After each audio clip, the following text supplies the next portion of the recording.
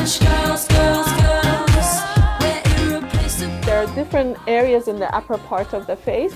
This is called glabellar area, front forehead area, and eyes or crow's feet. These are the areas that we actually treat in the upper third of the face. This is the area that you should consider during the early ages to prevent aging. When you come in, we put some numbing for you. We usually mark the area and we inject the area. So there are multiple injection sites. Usually you don't get bruising from the Botox, but even if you do get a bruise from the injection area, would be a small tiny bruise. If you do not want to go ahead with the numbing, we usually use some ice to decrease the pain. You will feel a little bit of like a bee sting every time the needle is injected, but it's very tolerable.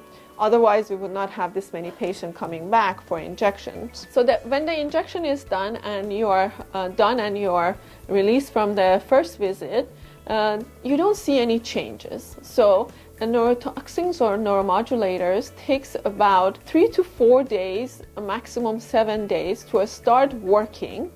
The full effect usually between 10 to 14 days. And that's the reason we usually bring you back after 2 weeks to see how the area has responded to the neuromodulator. And if we need to do any touch-ups, we'll do it at that point. It's very important to know that the way the neuromodulators work, it prevents the muscle from movement.